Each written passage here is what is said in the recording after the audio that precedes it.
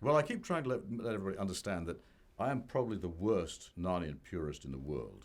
So if someone wants to move a comma in a page, I jump up and down, scream, and bite the carpet and things like that. Um, so the changes that are in the movies are never there without a struggle.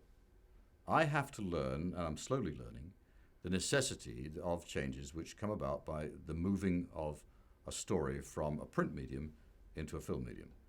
In a film, the story is told with the pictures, not with the dialogue or not with the narrative, in the same way as you do in a book. So any change to me is anathematic to start with, and I fight lots of them tooth and nail, but eventually we all get together, we talk it all out, and we arrive at a compromise situation.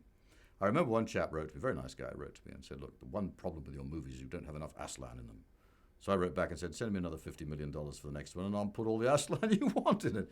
You have to remember that there are practical reasons for the changes made. And I think that they've worked. I think the success of our movies so far has proven that. And I hope that people will understand the changes made in this movie and will accept them for what they are and for why they're there and love the movie as a result. Well, we had to find some way in this particular book, or in this particular movie, some way of depicting Narnia's own reaction to the presence of evil, because evil is a foreign force in Narnia, as it actually is here in this world. And evil was brought to Narnia by Diggory Kirk in The Magician's Nephew book. So we had to find some way of, we don't have a live strutting, prancing, singing, dancing witch in this movie or anything like that. We don't have an ogre commanding the waves or whatever have you. So we had to show some way of visually depicting the presence of evil and Narnia's own, the planet Narnia, the world of Narnia, the whole nature of Narnia reacting to that evil. And what we came up with was this green mist that sort of oozes out of things when the evil presence is there. You can see it first in, well, I better not give too much away, but I think in the Book of Incantations, it oozes out from the pages when Lucy is about to be sorely tempted. And it appears in other places. It's the presence of evil, and that's the best way we could think of doing it.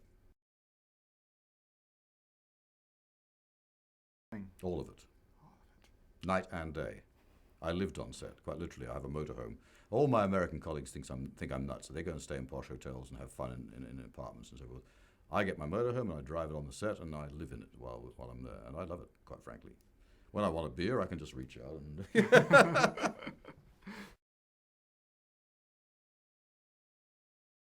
Yes, I do. Do you want to know what it is? I would love to know.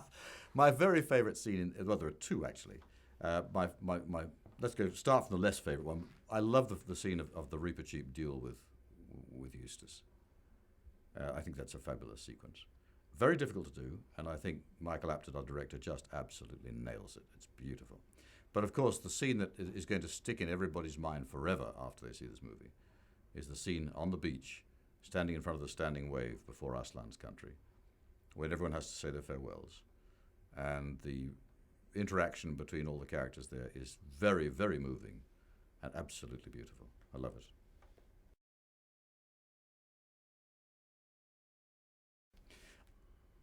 Jack's fear about Narnia becoming movies was that in his day it was all cell animation, cartoon animation. You wind up with a little stick figure like Steamboat Willie or Mickey Mouse or something. And for Aslan, that simply was not on in his mind. I think looking at what we've done with Aslan, the great, majestic, dignified king lion, we've managed to put on the screen in absolute reality. And Reaper Chief again, and Mr. and Mrs. Beeve, those characters who come across as real characters. I think Jack would be thrilled.